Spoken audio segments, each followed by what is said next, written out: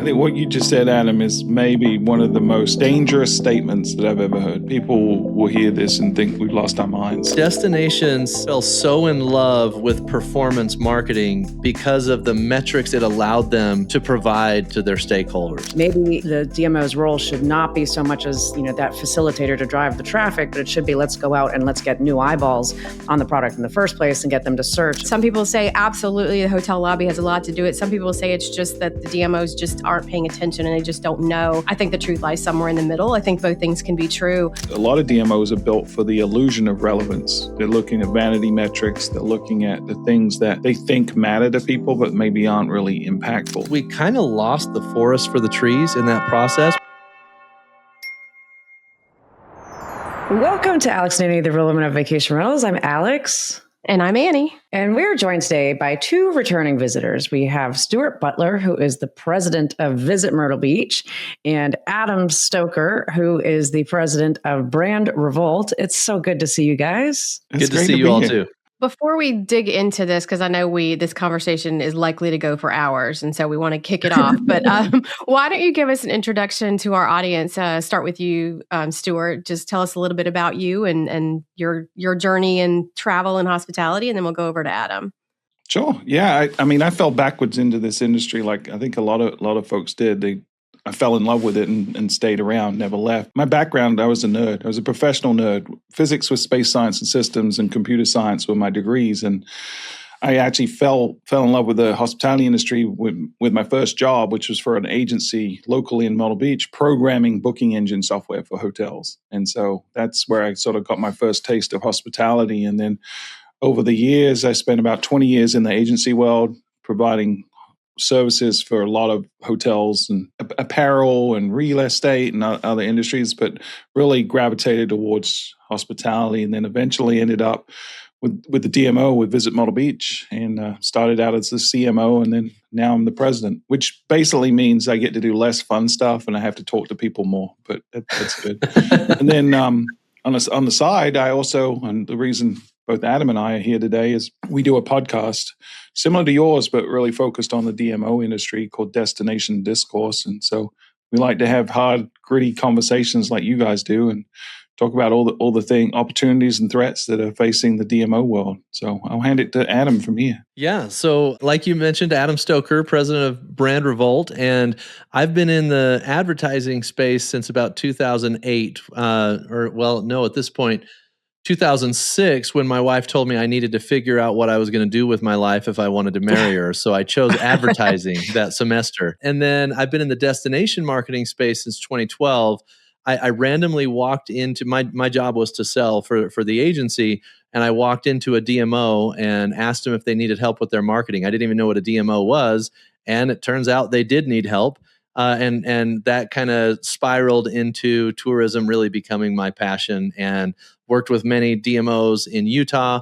And then when we tried to scale outside of Utah, because we had scaled so fast inside of Utah, I was like, oh, this is going to be easy, only to find that there was a lot of competition out there, and figured that we needed somewhere where we could demonstrate that we knew what we were talking about. And so we started a podcast in 2019 called the Destination Marketing Podcast. And that show has kind of blown my mind, the impact that it's had on my career. There's only about 25,000 or so destination marketing professionals in the world, and we've got 155,000 downloads on that show. We've done almost 450 episodes of that show and haven't missed a week since May of 2019. So it's how I met Stuart. It's how we became friends. He was a guest on the podcast, and I guess the rest is history, but it's been kind of a wild experience to go from where we were in 2019 to now having a show like this that allows me to meet so many incredible people and have a lot of really fun conversations. And you know what's so funny, as I was listening to you go back through that amazing history, was you and I actually met because of the podcast too. That I was at Destinations International when I was with Visit Myrtle Beach, where Stuart now is president. And I remember you gave a presentation about podcasting for destinations and how it was such a powerful vehicle that most DMOs were just not exploring. And Annie and I were, I think, a week ahead of releasing our show for the first time, our first episode. And I remember taking screenshots of your presentation because you had so many good stats in there. And I was just like texting them all to her. I'm like, this is a good idea. I'm so glad we're doing this. This is going to be good. But it's, podcasting for sure. Obviously we know the benefits there, and we've seen what it's done for our industry as well. But you guys, your show, the new show that you have is phenomenal. And I have to admit, I'm a bit of a fangirl. So I listen every week, and I think you've had some really fascinating people on the show to talk about what's going on in the DMO world. And I think you asked some kind of controversial questions and some controversial topics to really challenge what people are thinking about is happening versus what the reality is. But Stuart, let's start with you. But I mean, in your mind, what's changed in destination marketing? I mean, like, what is the current state of destination marketing in 2026 versus where it was maybe a few years ago when you came into the role? Yeah, I mean, it's a question we're struggling with, right? Because it's a moving target. I'd argue in some ways everything has changed. And so it forces us to think about, okay, what are the things that are not changing, right? And so I'll start with the reverse of your question. I think we know that things like people want to travel, right? We know that's true. I think any stat you look at says people's intent to travel is as high as it's ever been. Even post-pandemic is just as high. Their means to travel probably aren't as good as they were. But how they make those decisions is fundamentally different today. But what influences those decisions, word of mouth, social proof, and those like rooted psychological hacks is still the same. But I think the challenge we have in the destination marketing world is we've always been a little bit behind. I like I mentioned, I used to work at an agency doing online retail and apparel and things like that. And then we work with hotels. Hotels were 5 years behind the online retailers in terms of sophistication of their marketing. And then I came to the DMO world, and DMOs are probably 5 years behind hotels, So they're probably a decade behind the latest trends in technology. And we're trying to accelerate that in Myrtle Beach, but we're also part of a bigger ecosystem because all the DMOs sort of, they tend to go in trends related to how they're funded, the support they get from their communities. And so if one big DMO struggles, it usually has a knock-on effect. So I think for us, we're trying to find our relevance. And Adam has sort of coined the phrase in our show, Destination Discourse, which is a lot of DMOs are built for the illusion of relevance. They're looking at vanity metrics. They're looking at the things that they think matter to people, but maybe aren't really impactful. So I think given that what they're consuming has changed, how media consumption has changed, how decision-making has changed. AI is obviously the biggest, most disruptive technology in the history of mankind. If we don't all evolve together, whether we're short-term rentals, hotels, destinations, if we don't evolve to meet the folks where they are, then I think DMOs will be the first pillar to fall in a restructuring of hospitality promotion. So I have a question, kind of since most of our audience is short-term vacation rental and DMOs being relevant. That's something that comes up a lot. I'm consulting with a group that's in Indianapolis as an example. There are 6,000 vacation and short-term rentals in the greater Indianapolis area. If you go to their DMO website, there is not a mention of it. And I actually sent an inquiry in and said, hey, do you have short-term rentals, vacation rentals? And they said, absolutely. And they sent me a link to all of the hotels that offer kind of hotel, like what they would consider, like with the kitchenettes and those kind of things. So like your midterm stay hotels. And so they've blocked out a very large segment of the business. And so I know that goes back to very hairy conversations that relate to hotel lobbies, especially, you look at New York and what happened with them shutting the industry down. And there's a lot to be said. Some people say absolutely the hotel lobby has a lot to do with it. Some people say it's just that the DMOs just aren't paying attention and they just don't know.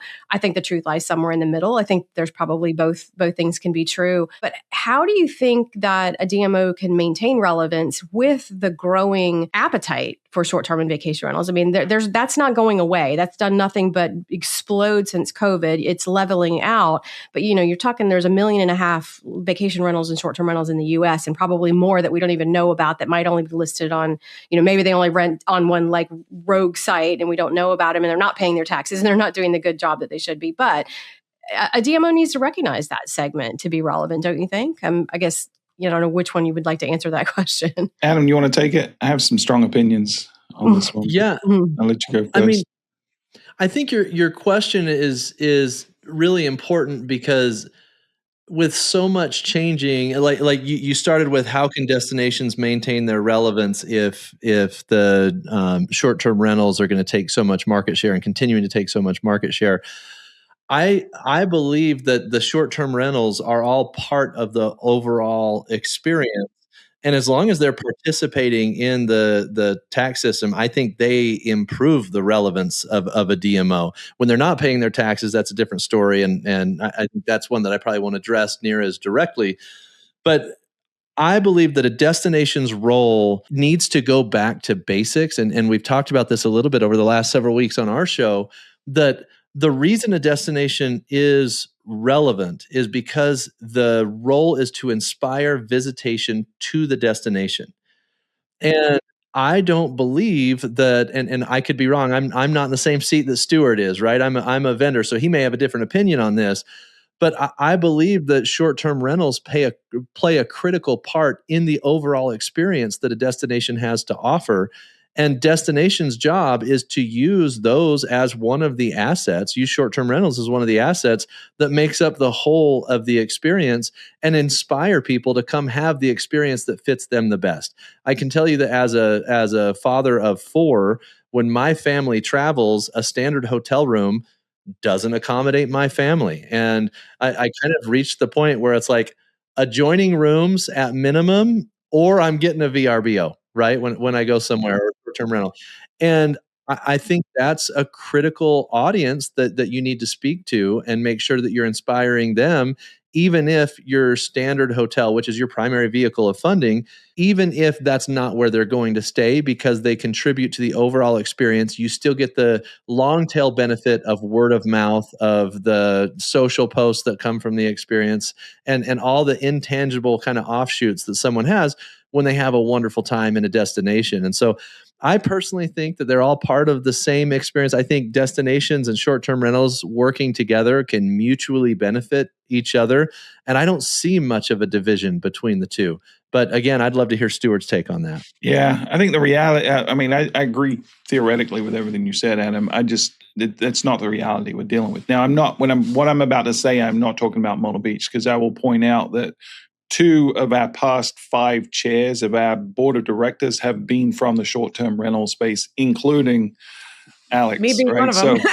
Yeah. Exactly. So we Ryan's try to incorporate short-term rentals and campgrounds, as well as hotels, condotels, every piece of the ecosystem. Because when we're dealing with, in Myrtle Beach, we have a lot of youth sports, things like that. And a lot of times a short-term rental especially is more conducive to a larger group. So I'm not speaking for Myrtle Beach, but if we sort of look at how did we get to where we are, I'm a big believer in the outcome we have is a direct result of the system that's in place.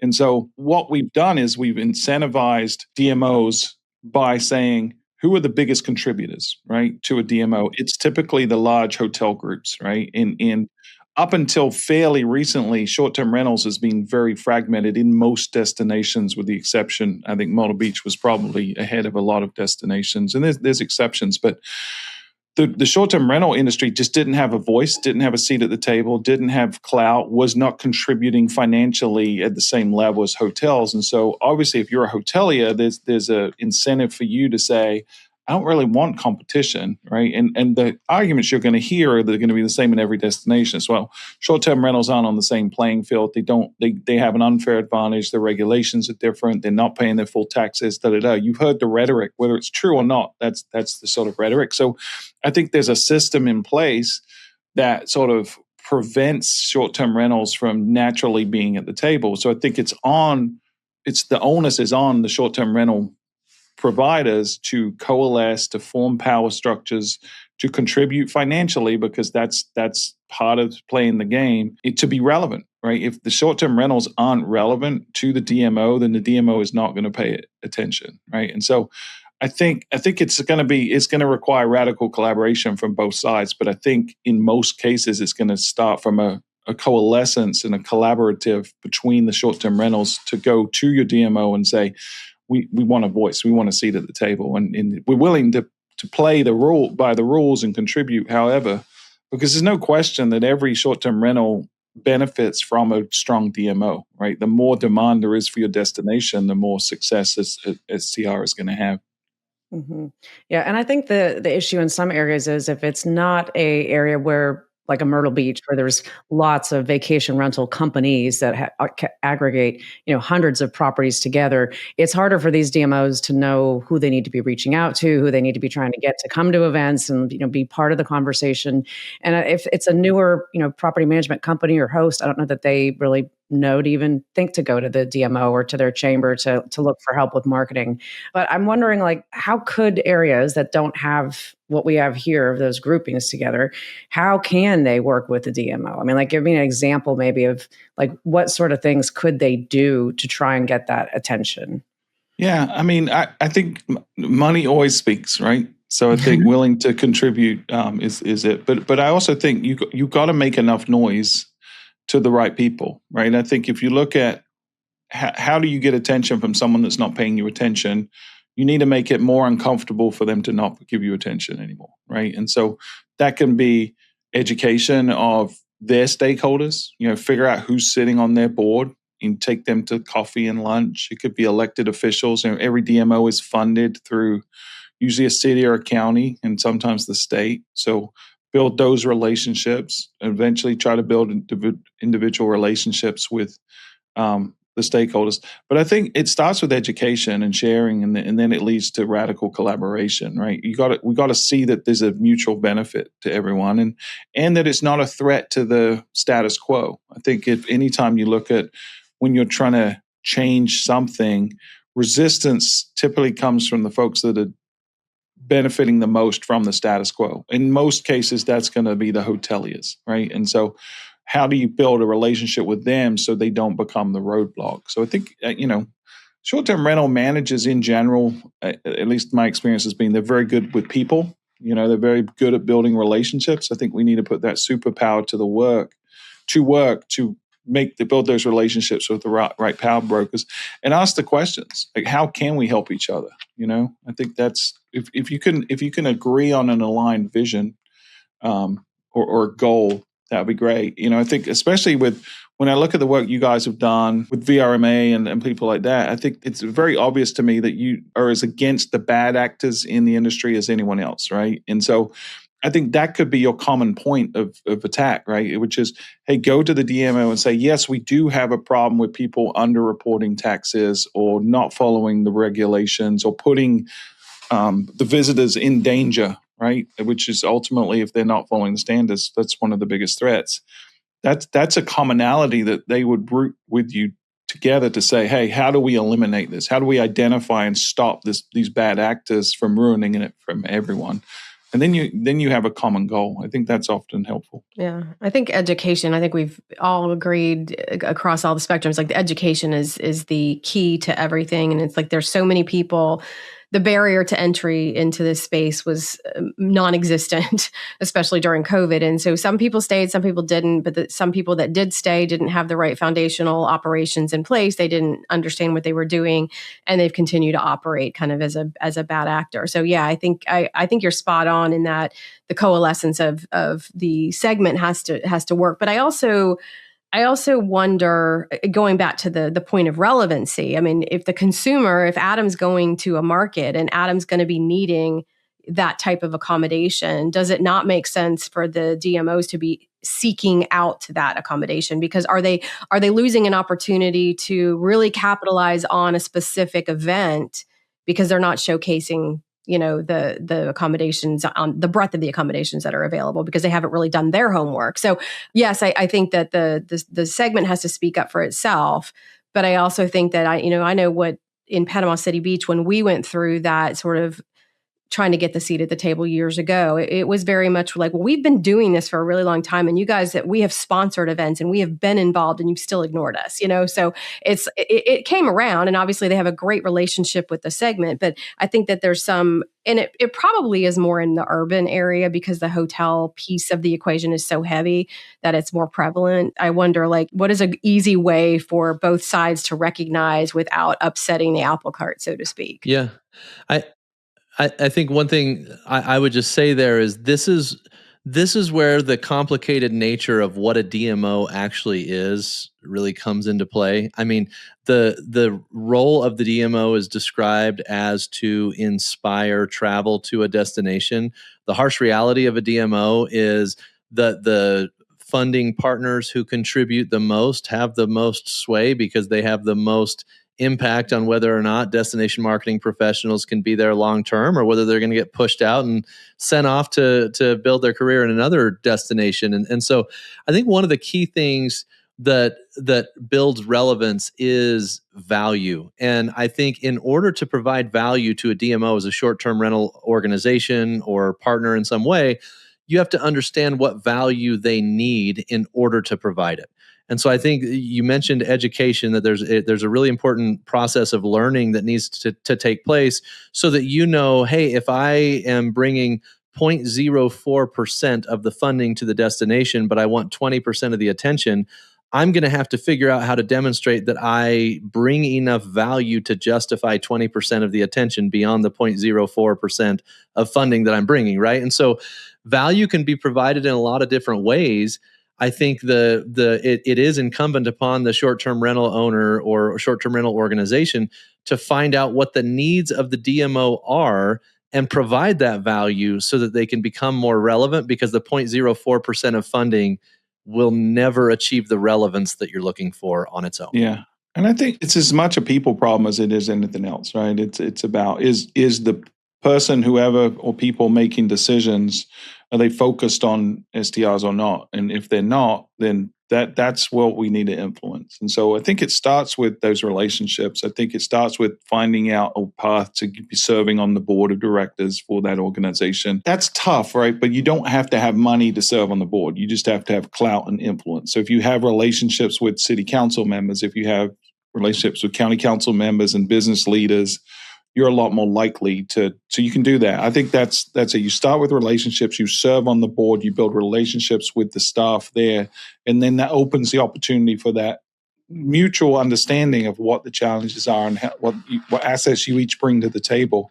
I don't think financially you're ever going to be able to compete with the big hotels. So I think you've got to work it harder in terms of effort and contribution. I mean, Alex is a great example of that. Like Alex at one point, some argue it still is, but at one point she was the chair of our organization, and people would argue that was probably the most powerful volunteer position in our community, right? And she represented a large vacation rental. She had complete, clout in terms of dictating what our priorities were. And so I think you've got to put yourselves in those positions where you actually can influence things.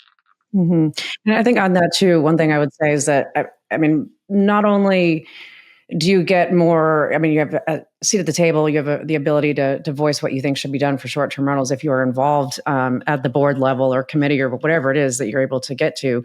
But you learn so much from what's going on about marketing in the destination, about what other competitors are doing. And I feel like, so much of my experience and what I gained from being part of it was just what I learned from everybody else who was in that room. So there's, tons and tons of benefits for sure. Obviously, we're all big proponents of being involved there. But one thing that came to mind, and I've heard you guys talk about this on your show, and I know we've certainly debated it many, many times in many conversations I've been part of as being on the board. But what is the role nowadays, do you think? What is the role of the DMO? I mean, should you even be promoting any sort of product? I mean, is the DMO supposed to promote the destination, not specific to any accommodations or restaurants? You're promoting the experience that someone has. I mean, you're mentioning things, but you're really supposed to be promoting the entire area, right? Not necessarily what the product is, not what the accommodations are. So what do you think of that in today's day and age? Stuart, I want you to go first. I was really hoping you would go This first is on this controversial. one. I think this is the existential question that's facing the industry. There's something I've said on our show a few times, which is there's a badge of honor almost in our industry that is, when you've seen one DMO, you've seen one DMO, and they sort of wear that with pride that they're all sort of unique. And I think that may actually be our biggest Achilles heel, because there's no two DMOs that agree on what their role is, what their purpose is, what their scope is, how they do things. And so I think in this sort of new world order that's coming related to the changes in consumer behavior because of AI, where consumers are going to be way more empowered, be able to go, their research funnel is going to be condensed into a single point. I think we got to determine where do we fit into that new vision. And, if websites disappear, if how people are inspired is completely different. Like, what's our role? So I think there's a couple of changes of thought, right? One is our role is promotion, right? And that's it. And I think even in that, there's subsets. One is we just drive awareness and attention for the destination, and then let the individual businesses harvest that intent that we create. We create the demand, they harvest the intent. I don't think that's it. I don't personally think that is it. There's also another train of thought where DMOs have gotten into this renaming game of whether we're a DMMO, like a destination management and marketing organization, or a DSO, a destination stewardship organization, or just a DO, a destination organization. Are you going to change it to a destination steward organization? Steward organization, stewardship organization. You're the president, man. You're the president. You can do it. Yeah, I mean, I would need board approval. Do a lot of things these days, so you never know. This is true. Yeah, I'm not a king yet, so I don't have full power. So I still need a vote from the board.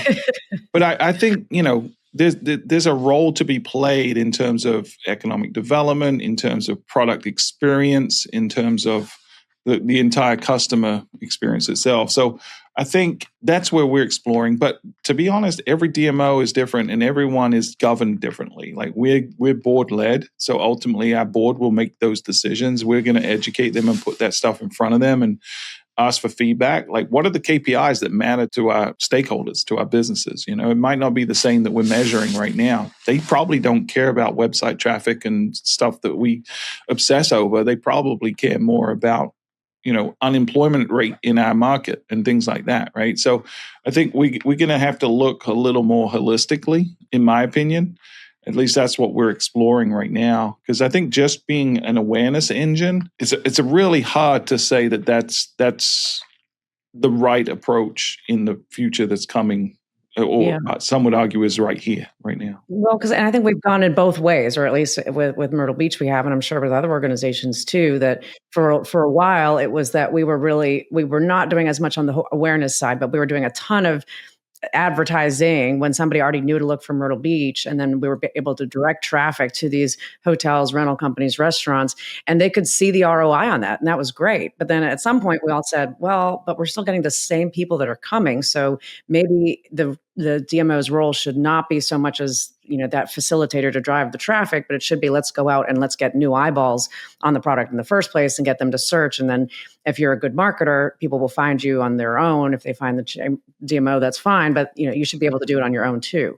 So it's gone back and forth on things. We'll be back in just a minute. But first, a word from our premier brand sponsor. My name is Allison, and I own Bailey Vacation Rentals in Southern Maine with my mom. We have been in business for a little over 7 years, and we have been using Hostly for a little over 4 years. Before using Hostly, some challenges that we faced was a lack of synchronization. Channel distribution was a big one for us in making the switch as well, and the support that we felt from the other property management softwares. When we were comparing options, what really made Hostly stand out is we felt that they had a true passion for the industry and for the customers. It was everything that I was looking for, just was served to me almost on a silver platter. So when I was making another property management switch, it was almost instantaneous for me to know that Hostly was the next move for us. Some features that are game changers for me with using Hostly is their guidebooks. They're incredible. We also use it to connect to our website, which shows our area guide, the pipeline, how we use our guest communication, right? And how we can see where the stages of development are at. And the unified inbox has been extremely helpful for us. My most favorite piece is really the channel distribution. It was huge for us. And that really allowed us to up our network and up our online presence and be able to compete. Hostly has allowed us to be operationally sound because it has made our life easier. It actually allows us to continue to seek more homeowners or to seek new guest experiences or expand on the business itself more than being in the trenches. Hostly has improved our guest communication through their automations, being able to set our templates and triggers. You put it in there, you check what you need, and there it is. There's no guessing. I would describe the support we received from Hostfully as extremely informative. And I felt as though that we were really set up for success. There wasn't much that was left for question. There wasn't things that we had to figure out. Everything was extremely black and white. And so when we made that adjustment, it was very natural for us. I would absolutely recommend Hostfully to others. I always recommend Hostfully to others because they're always continuing to grow. They care about their customers. They're expanding out their knowledge. They're giving us more tools. They're expanding out their channels, their distribution. It's just a continuous level up. It's a team for them and it's a team for us. And you can feel that throughout the entire start to finish process. Looking for a smarter way to manage your short-term rental operations? Get started with Hostfully and bring everything into one streamlined platform. Alex and Annie listeners get free onboarding when you mention you heard about Hostfully from the Alex and Annie podcast. Click the link in the description to get started today. One area that we've talked about on the show, I think we might have talked about it with you, Adam, the last time you were on, but some areas are now turning their website actually into like a booking engine where it actually has live vacation rentals, has an API feed, and then it feeds over to the property manager to book it. I don't know. I'm not sure what's going on that side, but is that still something that you think is relevant in 2026? So it's funny. I just did a webinar that released on my podcast yesterday where I tackle that exact issue, because one of the things that's happened, and I do actually want to get into the purpose of a DMO conversation as well at the end of this, but I want to address your question first. One of the things that happened is, and this is where I've talked about that concept of true relevance versus the illusion of relevance that Stuart and I discuss on our show. Destinations fell so in love with performance marketing because of the metrics it allowed them to provide to their stakeholders. It's, I gave you this many website visits, this many clicks, and you know, there's this huge volume of traffic that we're bringing. And we kind of lost the forest for the trees in that process, because then once we built that vehicle, then the websites became completely optimized for performance marketing. And now the end result of that is, well, man, if this is the relevance we're bringing, then we should add booking so that we can even show like more precise ROI numbers. But what that suddenly does is number one, it puts you in competition with the OTAs. And you're never, ever going to beat the OTAs, because the OTAs have the aggregated market share across all DMOs. They're not beholden to just the locale that you are as a DMO. So you're inherently going to lose that battle with and they were built OTAs. to be a business that books reservations. You know, that's not what a DMO is built to do. 100%. And the problem with that is that what we're doing is we're building down a dead end road only to find that the answer was not to put a booking engine on the website, because that's actually not the true purpose of a destination.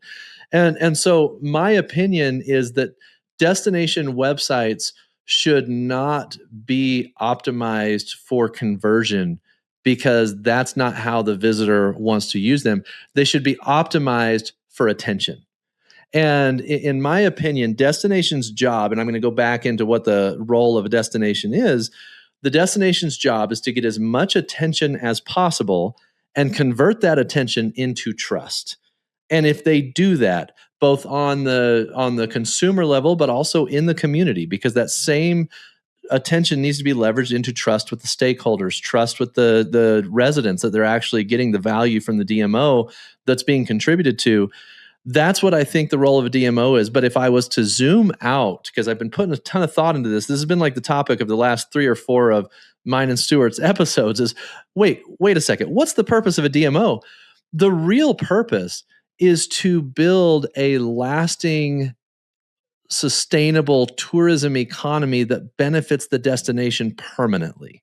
And I just, if we stop looking at some of these like narrow metrics and try to evaluate our success off these narrow metrics, we're building 1-year plans to create 20-year, 50-year impact.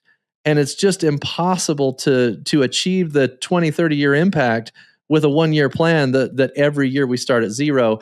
And that's what concerns me about kind of the way our incentives are structured compared to what the expectation is for the purpose of a DMO. So the great thing about our show is that Adam and I often don't agree on a topic, and this is one where I don't fully agree with him. I actually think a DMO should be further down the value chain, and right now temporarily should be in the transaction business. And the reason is I'm looking forward through, and Visit Myrtle Beach, full disclosure, does that for independent hotels right now. We're exploring doing that for vacation rentals and flagged hotels.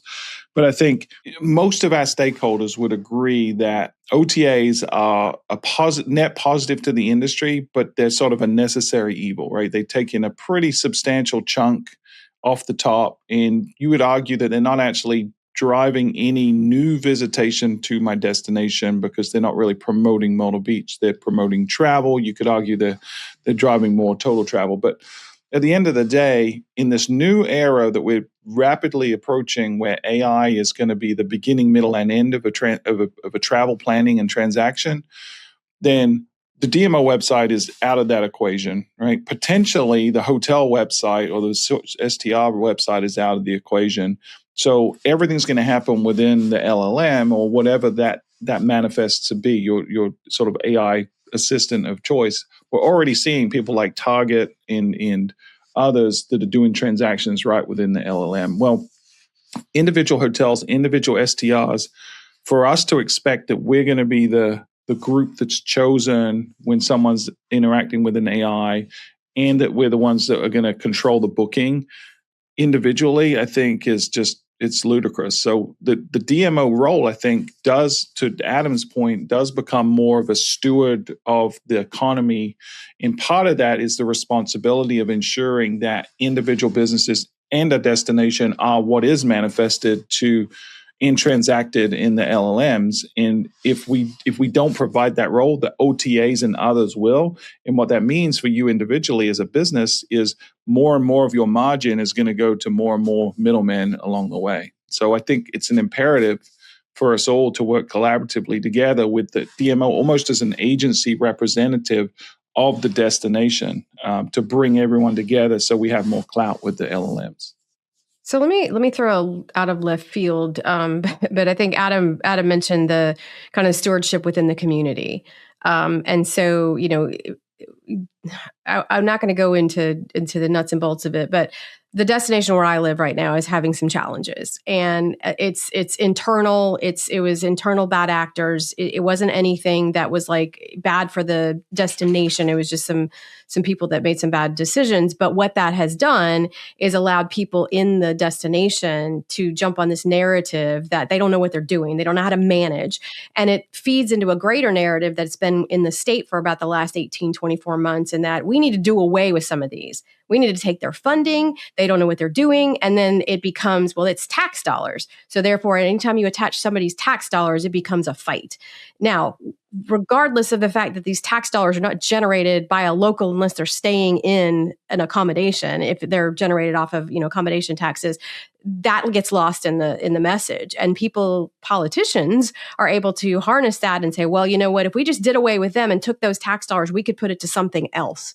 And we wouldn't need all these people out there. So I think that there's a larger thing. Florida is, I feel like, ground zero for some of that conversation. I don't know of it happening at the depth that it's happening everywhere right now. But I assume it is. Yeah. Okay. But so on that, what do you think is there responsibility? What do you think what do you think should be done or can be done with that sort of narrative out there, I guess? I often go back to Simon Sinek, right? I think he's one of the greatest thought leaders for business of our generation. And, he's the guy that came up with It Starts With Why and has built a whole empire around that kind of thing. But he talks a lot about this, about you can't persuade people to change their mind on something. Like if you're in a state that believes that any money we can save, stop spending and give back to our residents in the form of tax breaks or whatever it is, we're going to do that. And I don't think philosophically you're ever going to change that. So we've got to find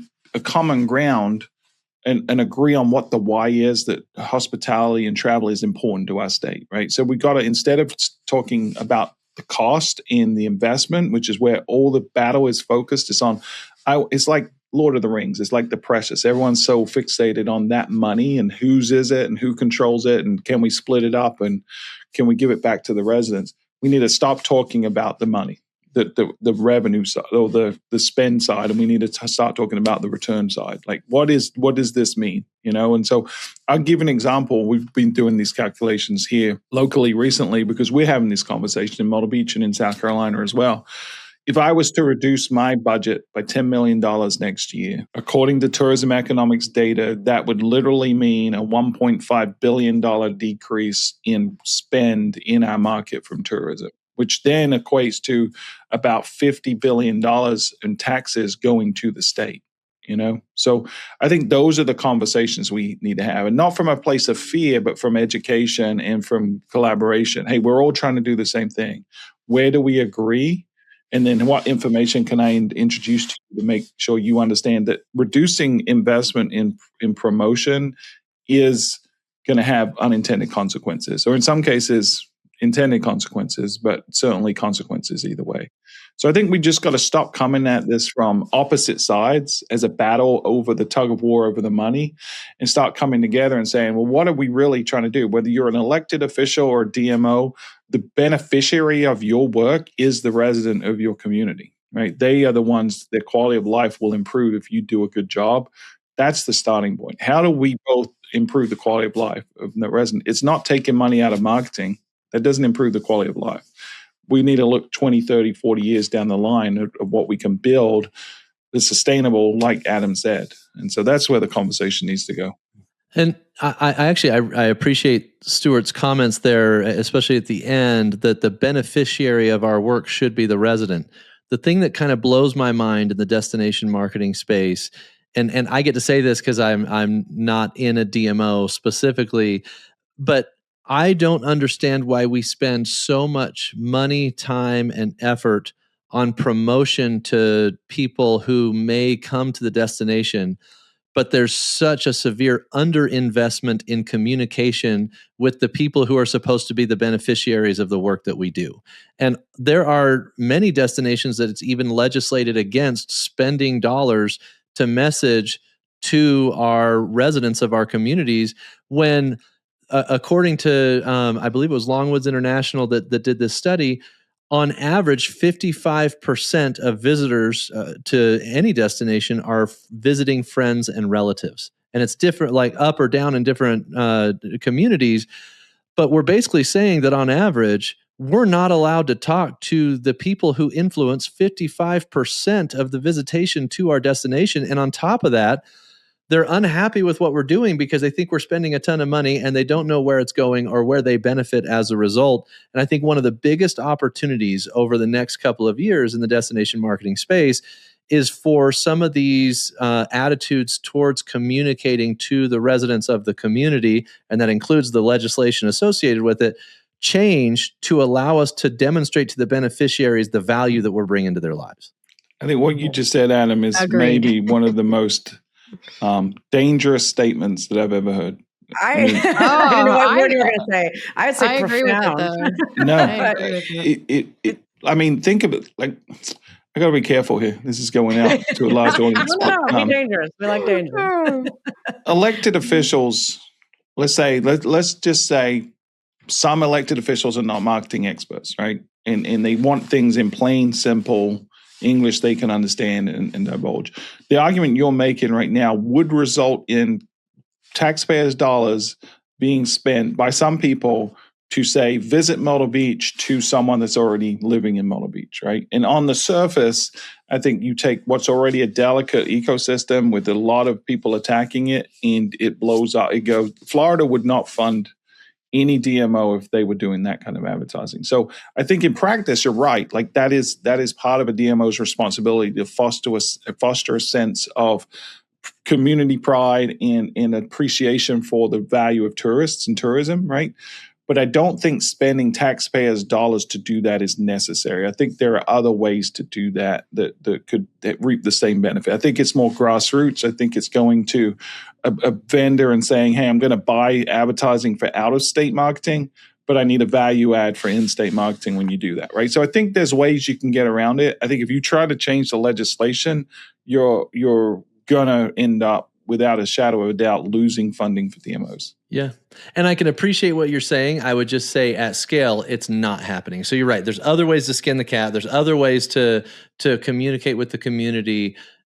But in large part, it is not happening. And I think a lot of these funding, like we're talking chicken and the egg a little bit here, Stuart. And sorry, Alex and Annie, me and Stuart like to argue with each other. So that's what happens. I love this argument because I'm with you. I'm with you. And I mean, I think that's, I agree with I agree with Stuart's assessment that it's like what you said was like dangerous and controversial. Like, absolutely agree. But I also agree, and this is one of those things where both can be true.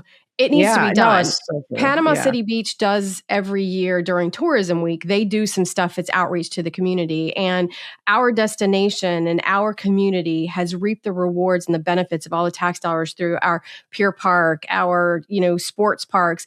And some people see that. The problem is the county goes 30 miles up, and those people that live 30 miles up don't touch tourism at all. So they see it as like a drain. So I think that there has to, because, and what ends up happening is those people become the keyboard warriors that are out there digging up trouble, causing issues, trying to get in front of the press, saying all these things and calling their legislator up in Tallahassee over and over and over and over again, beating the drum. We needed to fund this particular, so I think that there has to be both pieces of it. How it gets done, I don't know, but I think that it's an important part of the conversation. It's like there's like so many different ways to look at this conversation too, because to Adam's point, I remember, when I worked at Condo World for 13 years, I had people reaching out to me all the time, asking where to stay when they came to Myrtle Beach, all the time. And I still do, but I'm not promoting that I'm renting condos anymore. So it's not as much, but I mean, people were asking that all the time. And so I think, when we look at it, okay, we're spending all this money to market to these people that we don't know that they're really interested in coming here or not. I mean, like they fit the demographic by how we're choosing the ad spend, but we don't know if they're interested in us or not.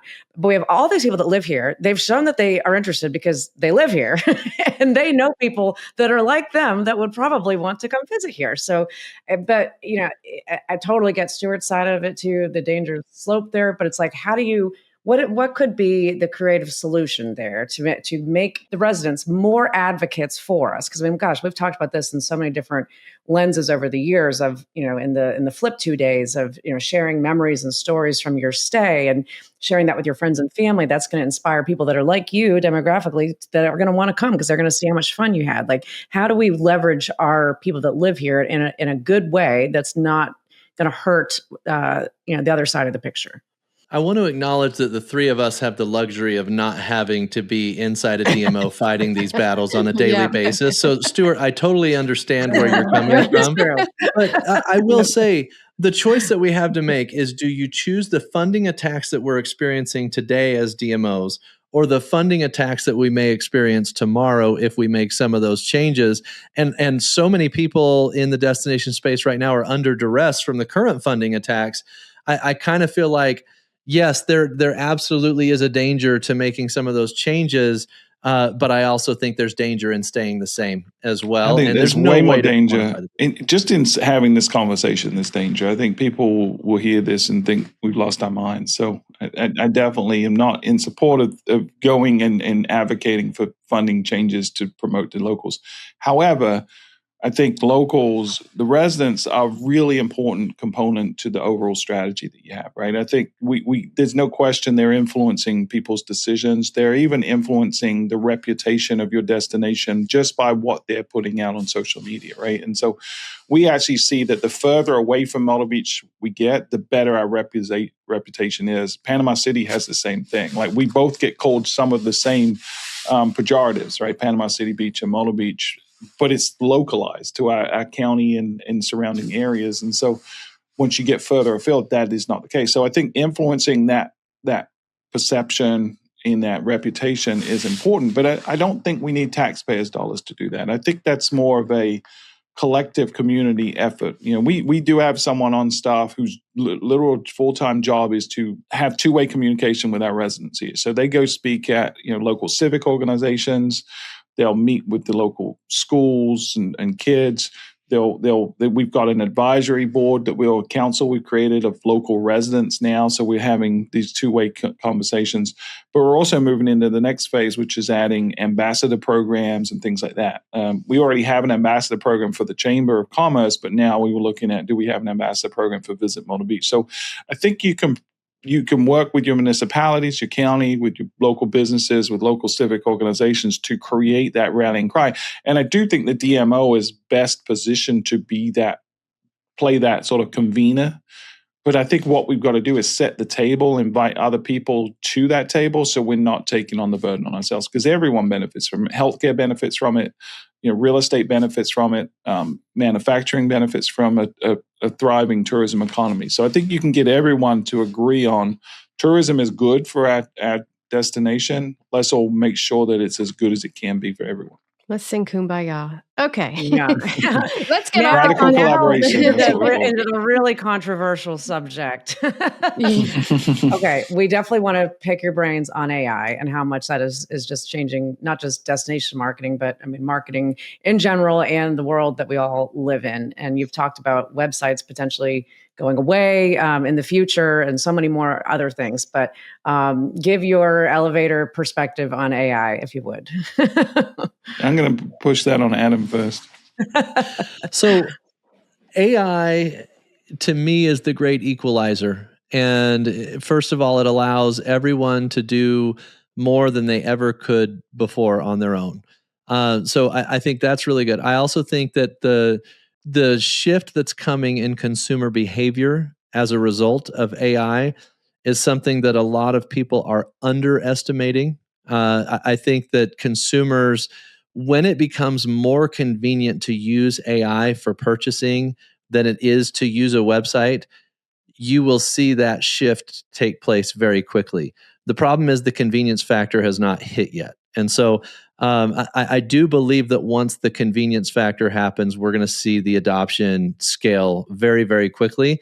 And that's why I think it's going to be really critical for those that need or that have not yet adopted AI in their business practices and marketing practice need to do so. The major shift, and then this will be the last part that I say before we kick it to Stuart, that I see is that the value of siloed tactical execution from a marketing perspective, but also almost anything, is radically decreasing. I think, for example, the digital marketing paid ads that people are running that currently require a human to push the buttons that optimize the campaign, you will be able to tell an AI agent within the next couple of years to execute that campaign, and you won't need a human pushing those buttons. However, the value of the person that knows how to train the agent because they understand holistic strategy is going to increase. And there's a separation that's happening or going to happen between tacticians and strategists. The value of a tactician is going to decrease. The value of a strategist is going to increase.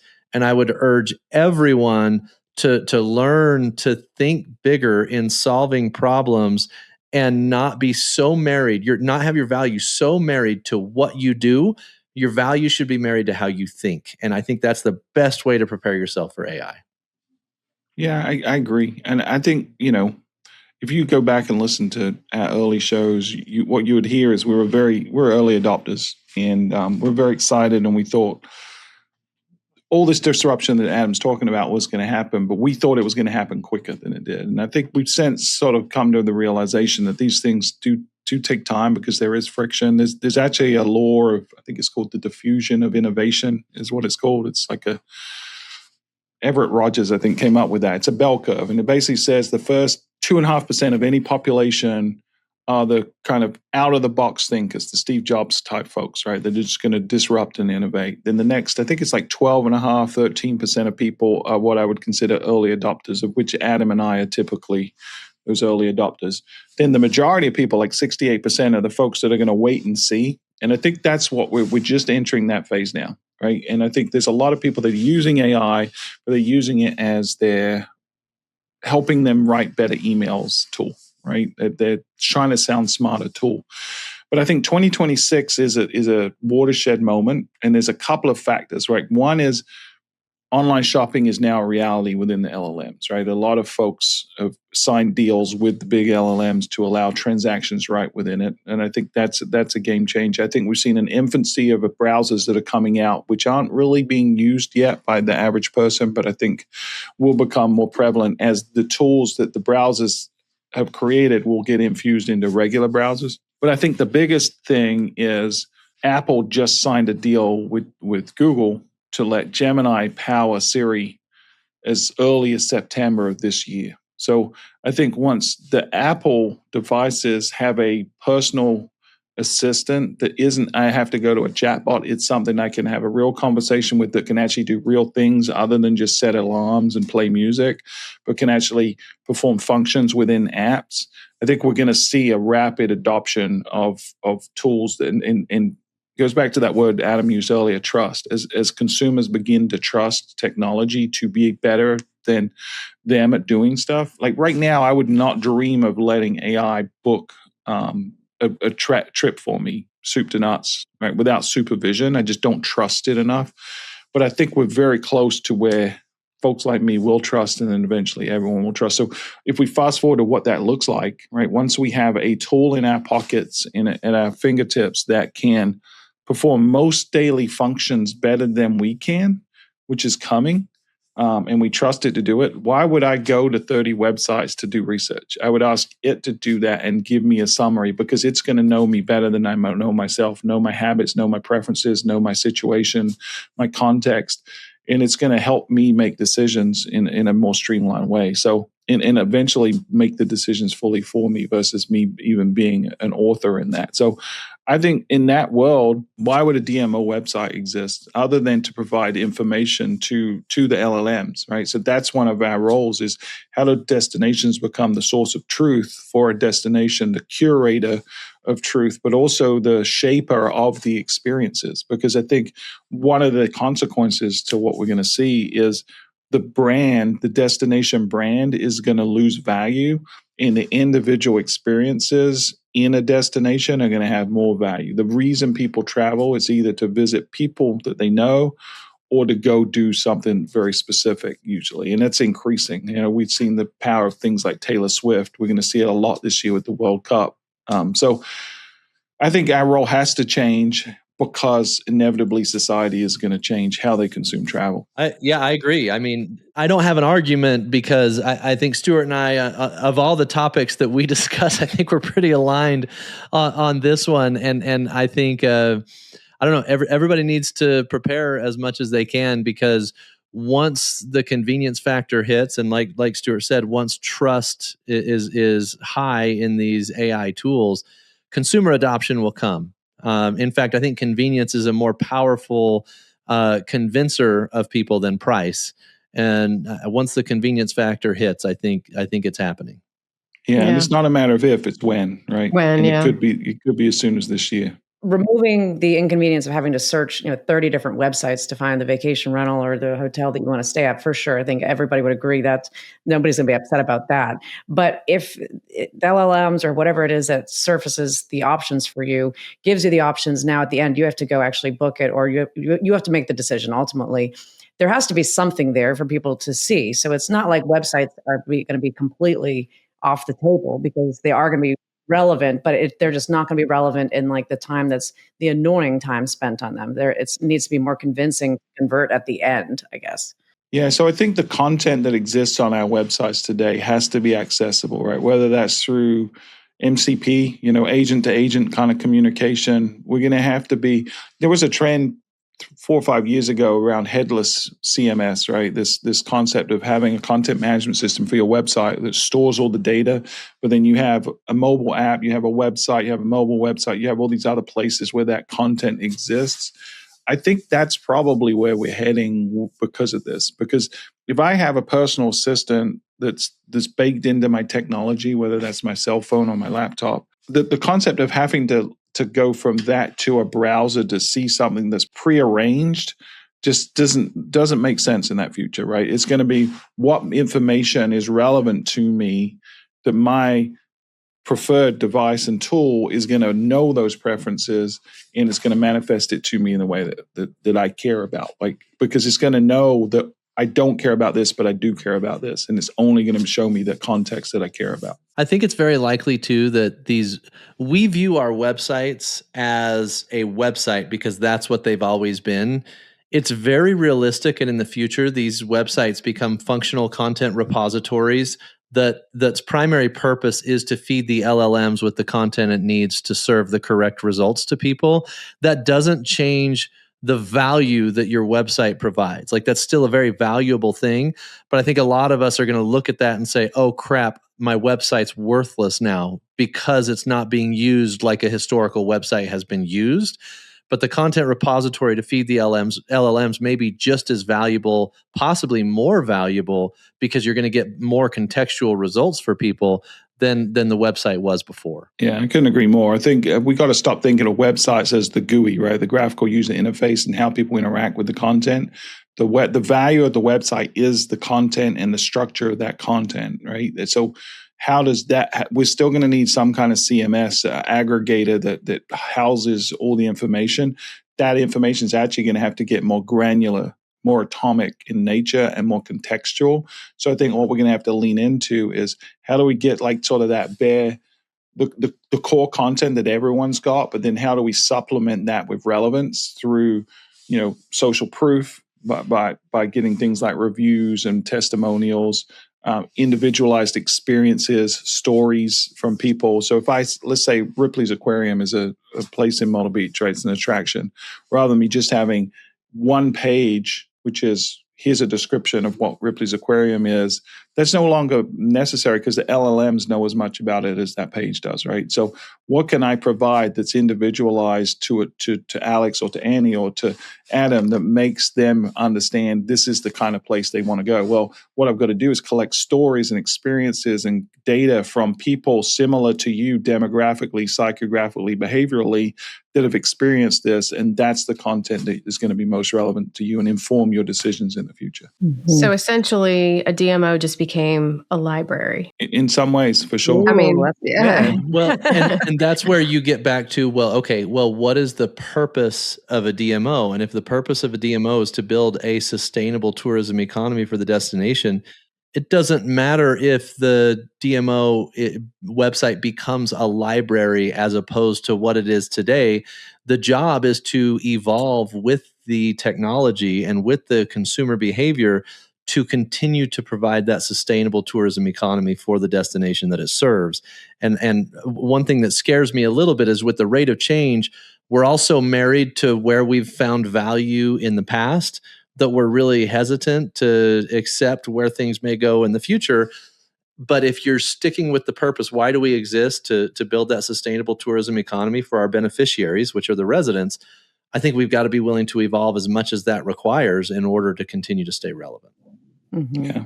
And not just DMOs, vacation rentals, agencies, every part of the hospitality, right? No one's off the chopping block. Well, this conversation did not disappoint for hopefully, certainly not for us, but hopefully not for our audience either. And we were really looking forward to having it today and excited to come on your show very soon where we're going to talk about some other controversial things. So we'll just bring it everywhere with us this year. But if anybody wants to get in touch with you guys, what's the best way for them to reach out? Yeah, you can reach out to me at stuart.butler@visitmyrtlebeach.com and then just go search for Destination Discourse and you can listen to Adam and I. We actually pulled our punches today. We were nicer to each other than we normally are. So that's true. You want to hear us being mean to each other. There was no theme song. There was no Stu's News. That's okay. We have a whole jingle and everything on our show. So that's the one criticism, guys. I love this show. You guys have certainly influencing the vacation rental space and you're doing a phenomenal job, but you got to have a news jingle, man. Like that's the killer app for the podcast world. Well, we'll think about that either. Well, we might ask Pete to come on and sing for us. So. You know who called while we were recording? Pete. Did he? Did he really? Yes. He knew. He knew he wasn't included in the conversation. He's the OG. He had a FOMO. Yeah. And Adam, what's the best way for you? For me, Adam at thebrandrevolt.com. You can find me on LinkedIn, Adam Stoker, or of course on Tourism IQ. And then just as Stuart said, we'd love for anybody to come check out our show and give it a listen if you enjoy it, give it a rating too. Awesome. Well, if anybody wants to get in touch with Annie and I, you can go to alexandanniepodcast.com. And until next time, thanks for tuning in, everybody.